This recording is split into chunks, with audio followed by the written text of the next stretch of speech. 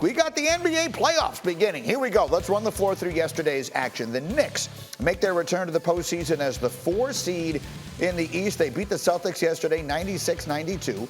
Julius Randle had 20 points, 7 assists, 7 boards. Knicks will face the 5 seed Atlanta in round 1.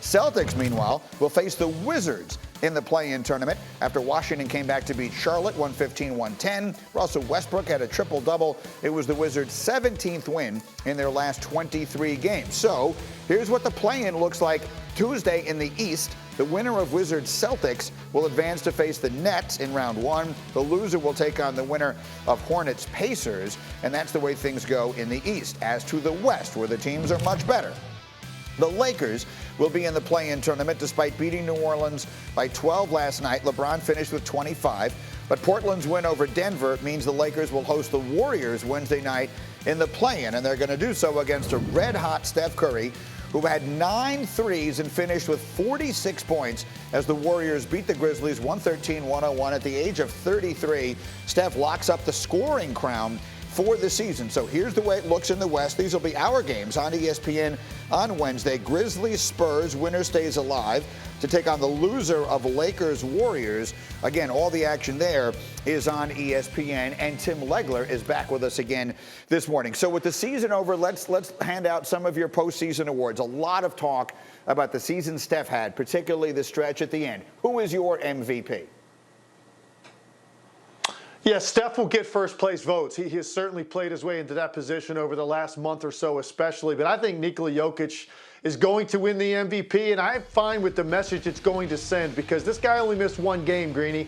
And I think it is time that those awards start to matter in terms of your availability. And when you look at some of the other candidates, they just missed too much time, I think, to be able to compete with a guy that has his team 22 games over 500 and has the numbers to back it up. 26 points, 11 boards, 8 assists, 56% from the field. He's almost a 40% three-point shooter and just under 90 from the line.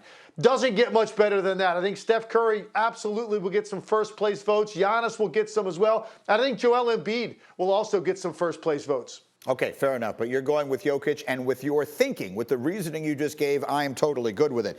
How about Coach of the Year? Who gets that vote from you? Oh, I think we've lost Legler.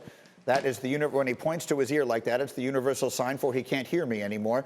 Now I think we're better. Legler, if you can hear me, who gets your vote for Coach of the Year? I got you now. Coach of the Year, I think, is Tom Thibodeau. Look, Monty Williams is also going to be in the discussion, and I think Quinn Snyder also. But I think when I look at Tom Thibodeau, it's more than just the fact that this team has now played herself to a 4 seed. It's the transformation of an organization and what the Knicks have been really for a couple of decades. And you take a look at this franchise coming into the season, we knew that Tom Thibodeau would be an upgrade and he would get them to play harder. But to actually get them to now look like a team that's going in a direction with a star player in Julius Randle that you can really build around, and a team that just flat out has changed overnight. Their want to, their care, their attention to detail, how hard they play, how hard they compete. It's been really amazing to watch what Tom Thibodeau has done. I think ultimately he will win this. I think Monty Williams is going to be right there in a neck-and-neck race for Coach of the Year. All right, that's another one that I agree with. Now we look ahead to the bracket. So we just went through the play-in games, and you and I talked about those earlier in this hour. As far as the first-round matchups, the ones that are set or the ones that you are projecting, give me an upset. Give me a shocker in round 1 of this year's postseason. Well, I don't know how much of a shocker it's going to be because of the team we're talking about, but I think the Miami Heat over the Bucks. I think that's going to happen in the first round. And the reason it's an upset, look, it's a 6-game differential in terms of wins. You're talking about a 6 over a 3. But the Miami Heat went to the finals last year. This is a team that won't be fazed by anything they see. They also have had the Bucks number in recent memory. And I think the Miami Heat are playing their best basketball at the right time. They've got great balance. They can beat you multiple ways, slow or fast. They can beat you from the three-point line, or they can beat you by winning games defensively. No team switches defense more effectively than the Heat, and I think it's the kind of thing you need to do against Giannis Antetokounmpo. So if I had to pick one I like the most, it's that one. But Greeny, I think there's going to be a few upsets in this first round. I would not be shocked to see Portland beat Denver. I would not be shocked if Golden State pulled off a miracle upset if they get in as 8 and they beat Utah.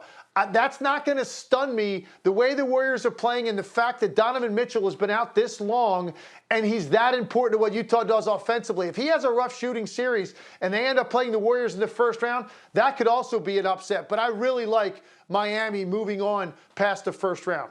All right, so next week could get very interesting. Before I let you go, I just want you to take everybody through this play because this might have been the most exciting play of the NBA regular season. Nets and Cavs yesterday. Why are the Nets having so much fun? Well, Timmy, here we go. We got Blake Griffin. That's behind the back. Now we're throwing it up off the glass, and KD is going to finish up. What do you think?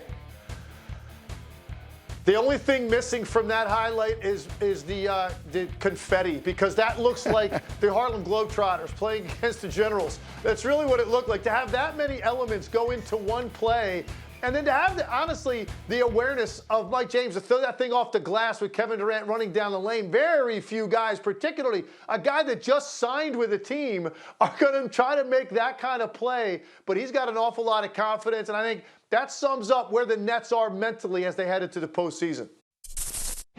Thank you for watching ESPN on YouTube. For live streaming sports and premium content, subscribe to ESPN+.